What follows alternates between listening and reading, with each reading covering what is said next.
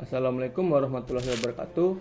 Perkenalkan, nama saya Dini Saputra dengan NIM 123400015. Di sini saya akan menjelaskan kembali tentang materi yang diberikan minggu lalu yang berjudul kepemimpinan dan persepsi diri.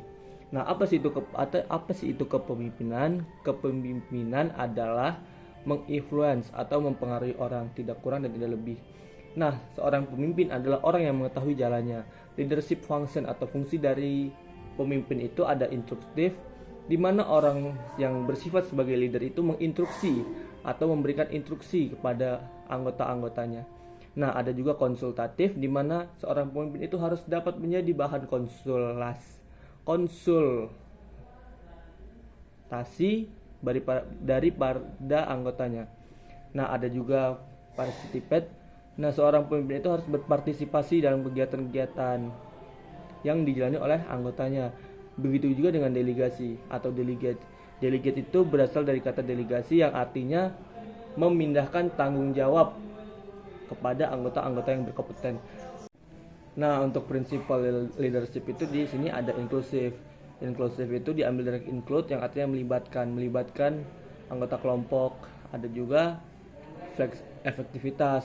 Seorang pemimpin itu harus fleksibel, harus dapat memanajemen waktu, diri dia, tim dia. Dan ada juga instruktif, itu orang yang memberi contoh, orang yang baik, orang yang dapat memberi contoh kepada anggota-anggotanya. Sebelumnya di sini ada perbedaan antara leadership dan manajemen.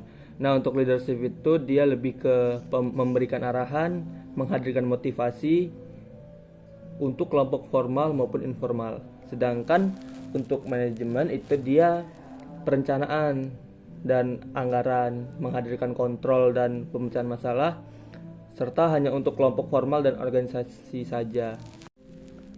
Nah, apa sih ciri-ciri dari leadership itu? Dia itu berasal dari pengaruh sosial. Atribut bahkan gelar tidak selalu membuat seorang itu pemimpin. Kepemimpinan perlu berjalan dengan tujuan, bukan tanpa hasil. Pada dasarnya, kepemimpinan adalah proses atau kemampuan untuk mempengaruhi orang lain untuk mencapai suatu tujuan melalui pelaksanaan usaha mereka. Nah, di sini ada self leadership atau cara kita memimpin diri kita sendiri.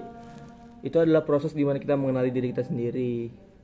Seperti self direction atau supaya punya tujuan, self management agar tahu skala prioritas, self planning agar teratur dan terstruktur dalam kita menjalani hidup, self control atau supaya kita bisa mengontrol diri agar tidak dikendalikan orang lain, self monitoring supaya kita bisa melihat diri kita, memonitor diri kita sendiri.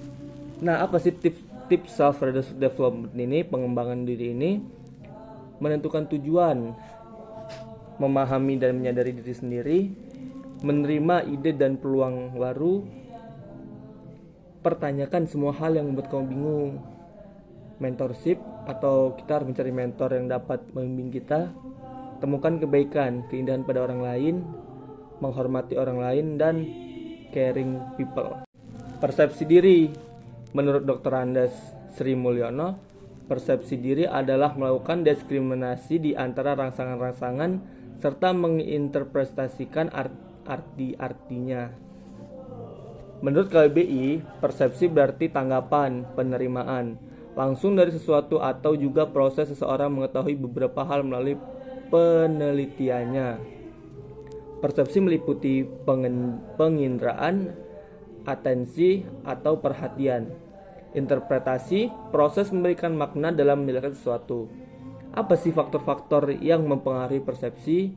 Sudut pandang, kelengkapan data, tingkat kepedulian, lingkungan, penarikan kesimpulan, pengalaman, dan suasana hati.